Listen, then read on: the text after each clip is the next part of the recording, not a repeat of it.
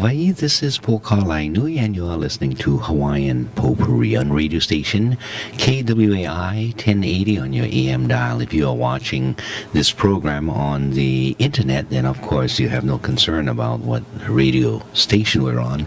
On the internet, you can go to HawaiianPerspectives.org, and you can pick up our more recent programs on video. Last night we had the opportunity to speak with Brother Leon Siu, who has been very active in the international arena more recently, and he reported on his activities there, and we talked about one of the issues that is coming up, and this is a resolution that is being presented to the Human Rights Council, or is it committee? I think it's council. Or that he intends to present, and this is sort of in line with a recent visit by the special reporter, or what sometimes they call the special rapporteur, James Anaya, who had been appointed by the United Nations Human Rights Council to take a look at what has happened with regards to the Declaration of Rights of Indigenous Peoples and how it is being used in the various countries. So as part of his responsibility, and he was also here to speak on a subject of Indigenous peoples' rights and developments there, he met with a number of us from Hawaii. And as he goes back and files his report, Leon is also preparing to submit a resolution to the committee with regards to the will of the Hawaiian people and that desire to continue to maintain our right to self-determination, and within that right, our advocacy, our specific advocacy for independence from the United States. I think this is a very important time that the subject matter is being brought up because of the Native Hawaiian Rule Commission. The Native Hawaiian Rule Commission is essentially pointing the direction for Native Hawaiians into integration with the United States. No other choices are being given, and that Rule Commission, in essence, is or can be, I think, safely seen as an instrument of the colonization process, not to give the people a right to exercise self-determination, but merely to push them further into colonization and being locked into the United States. Taking the Native Hawaiian people and only looking at them and treating them as an indigenous group within the broader jurisdiction of the United States. On the other hand, another view of our history and our rights are that we are not to be treated merely as indigenous people, but we are the indigenous people who, over a period of time, created an independent nation, and that independent nation, we opened up the doors to include many other people. So it is an indigenous nation that has been inclusive.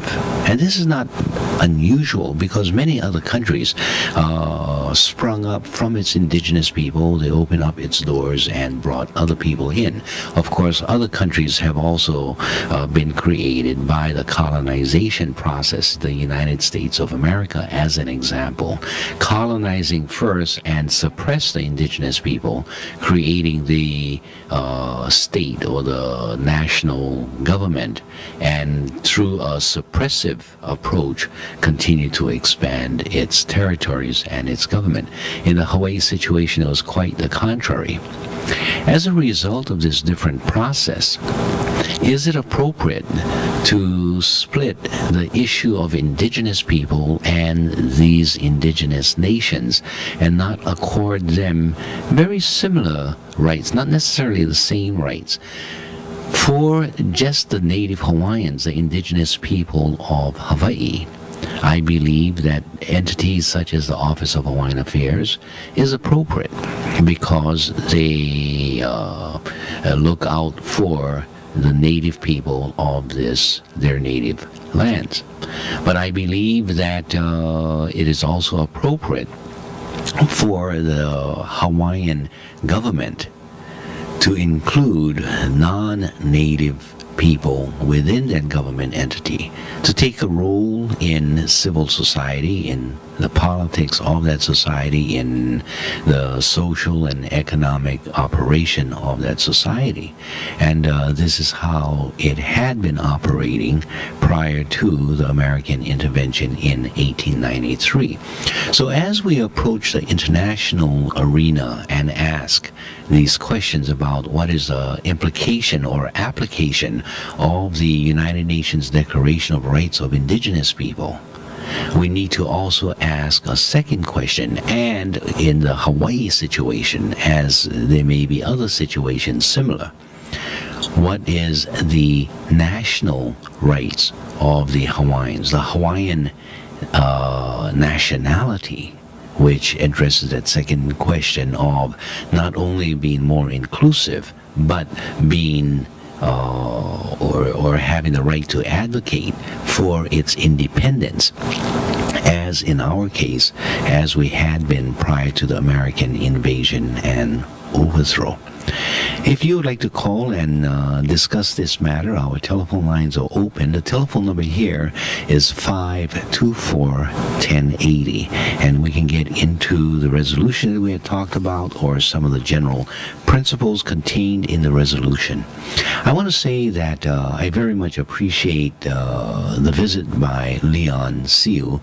Kaiopua Fife from the island of Kauai has also been very instrumental in the advocacy in the international arena of the cause for Hawaiian sovereignty, and of course there have been others who have been active as well. I myself had for a time been more active than I am now in that arena, and I have some familiarity there. But more currently, both Leon and Kaiopua are the ones who are taking the charge, and I express my appreciation for both of them and the approach that they are taking in this matter. And what is that basic approach?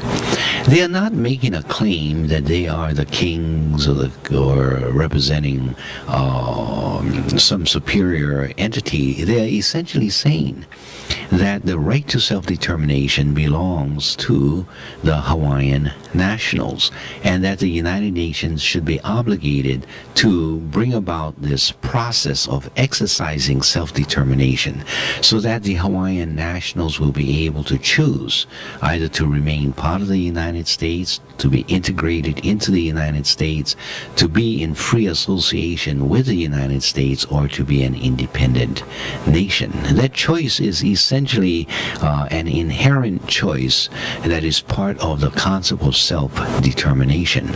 In the exercise of this self-determination, we should have the right to choose among these three options.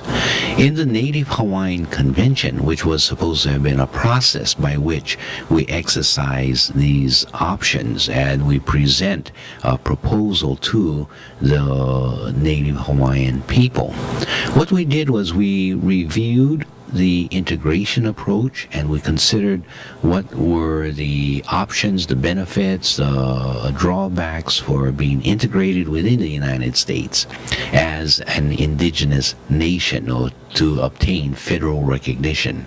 Very similar, if not identical, to what the Akaka Bill subsequently came in and tried to push through the United States Congress. And very similar to what is now going on, the Native Hawaiian rule. We also examined the two other options, one being free association, and I will talk about that in a moment, and the other being independence, being cut free from the United States. Some people would say secede from the Union of States. And what we are saying is, well, perhaps secession is not the right term, because you can only secede when your incorporation into or your integration into a certain entity or into the United States was appropriate.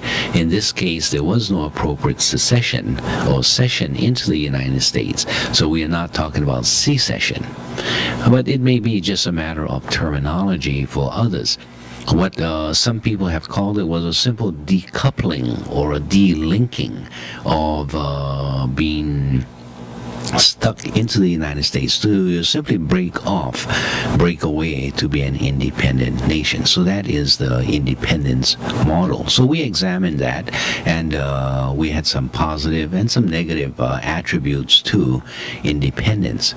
But what about the issue of free association? Is it possible to pick up only the positive attributes and release whatever negative attributes, and in that way we would be able to have the good parts of both sides, sort of?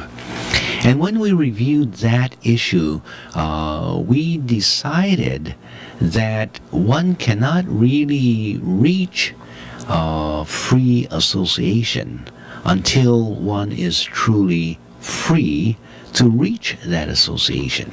What that means is that you cannot try to negotiate with your captor or with your colonizer for free association, because that negotiation is not done in an environment that is truly free. Only when you have two independent entities, or in this case two independent nations, can a true what we call arm's length negotiation be conducted.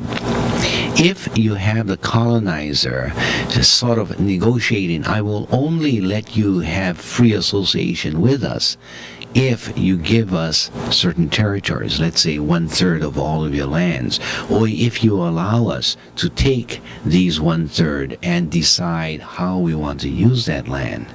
And very similar to the discussions that went on in Palau with the United States, or went on with the Federated States of Micronesia. If you will allow, or only under the condition that we can protect you and we will have charge over your international relations, and that we can bring our military and store our military equipment and supplies and weapons in your homes, then we will be willing to negotiate with you the terms of free association. So what we said after reviewing the free association steps that had been taken, not only with the United States but with others, normally other countries call it a Commonwealth relationship, we decided that that stage, should we decide to engage with the United States or with anyone else in free association, it should only be done at the time we become an independent nation. And so we have left that option of free association out of the choices for the present time, and are proposing two essential options: an integration option, such as the Akaka Bill, or an independent option for an independent nation. So this is what is being proposed by the Native Hawaiian Convention. And of course, we need to move the convention along a little bit further than where it has been, so that we can conclude our work, present to the Native Hawaiian people, and to engage the general public in how they would feel about these matters. Okay, so there you have it, the Native Hawaiian Convention, and some brief discussion of what we had talked about last night. If you would like to see the document itself, this resolution that we had been reading from, you can go to my website. I had just posted it. It's actually, I think, the second document from the beginning, and my website is at hawaiianperspectives.org. And if you key into the website, you can pull up the document. If you continue a search for radio shows and click on that, you'll be able to pick up my radio programs, and I expect that last night's program and this morning's program to be on that site at least within the next week. What we need to do is do some converting of the video into the appropriate format so that I can upload it onto the website. What you will also find on that website is a discussion held between myself, Mahealani Kamau, William Quinn, or Bill Quinn, and William Richardson. And both Quinn and Richardson, the Williams or the Bills, have been very prominent in Hawaiian politics, especially during that period, 1958, 1959, during the turn in which Hawaii had been said to be had joined the Union of States of the United States. During that process in which the United States claims that we were able to exercise self-determination in a plebiscite to vote for or against statehood.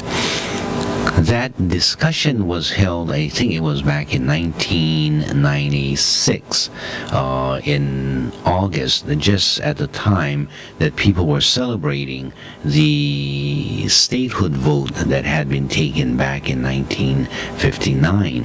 And what we did was address the question, statehood, was it appropriate or inappropriate, a good decision or a bad decision? And both of the Williams had said that, it was a good decision. It was an expression of the people of Hawaii. Both the Democratic Party and the Republican Party supported it. There was no real objection to it. And so we moved ahead, and we were very successful in obtaining statehood. On the other side of the view was Mahealani Kamau, whose name is now Mahealani Went, and myself.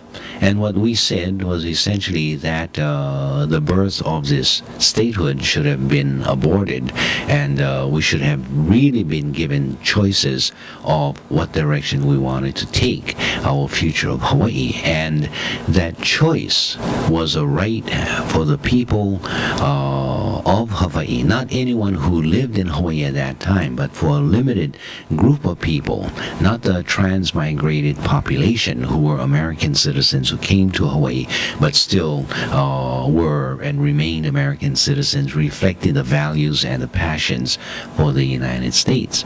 But it should have been the people who had been colonized, who had been overtaken, the people who had been overthrown, or their descendants to have made that decision. The objection by Quinn and Richardson was that, all of us agreed that we should move to statehood, both the Republicans and the Democrats. And my point was that these were all the Americans in Hawaii, but there were others, and the whole question of independence was not even broached. The people of Hawaii should have had an education as to what the choices should have been, and a discussion on independence as well. That not being the case, the only question on the ballot was, shall Hawaii be immediately admitted into the Union as a state? Was placed, and with that there is no option for independence. So naturally they cut the discussion before it was even possible to discuss, because the question had eliminated any other option. So if you would like to see that transcript of that dialogue, then go to my website, hawaiianperspectives.org, and there you'll be able to read that discussion. Okay, so that discussion moves right into what we are talking about today. Do we have the right to self-determination? Some people say, you only get one bite at the apple. And that's a very curious approach to take when you're dealing with human rights and fundamental freedoms.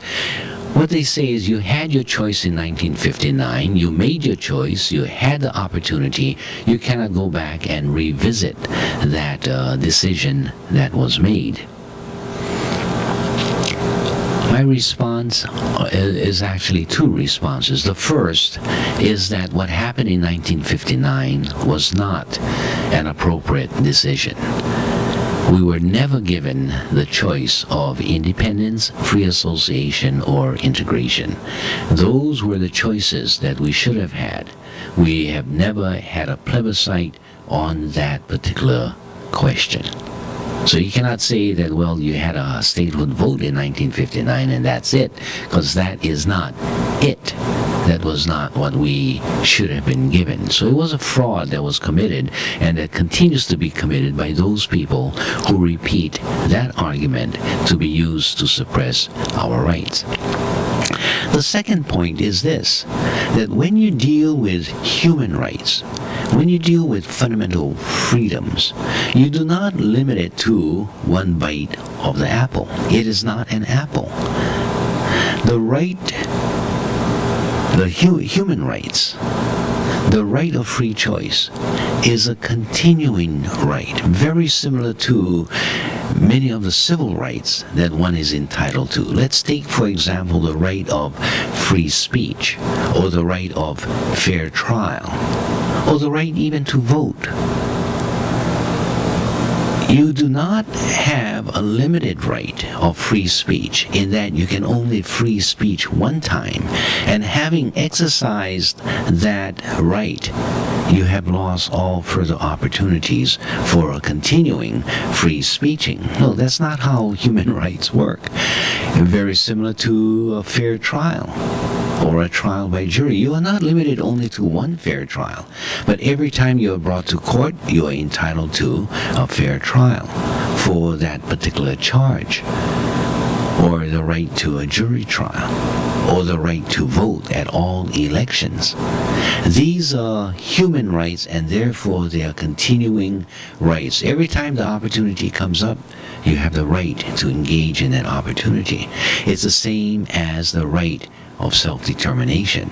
The United States having stolen that right, not permitted that right, never having given the people of Hawaii, the Hawaiian nationals, that right since the American invasion, that aggressive act taken in Hawaii. Never have the people of Hawaii been given the right to make their choices. Okay. Well, I hope that brings about some concise understanding of some of the issues that we are raising here in Hawaii, and with that resolution of political will.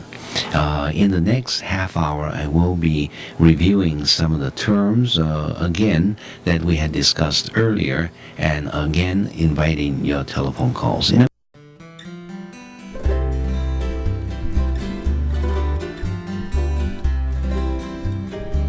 Kaulana na pua o Hawaii, Kupa ama hope o ka aina, Iki mai ka elele o ka loko ino, Pala pala anunu me ka paka.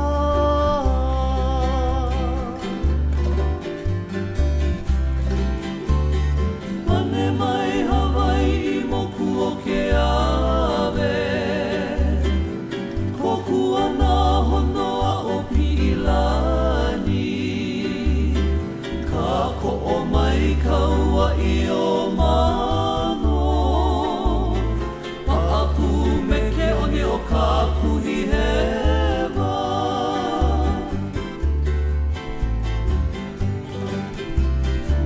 Aolea e kau I ka pulima, Maluna o ka pepa o ka enemi, Po'ohui ai nā ku ai hewa, I ka pono sivila a o ke kanā.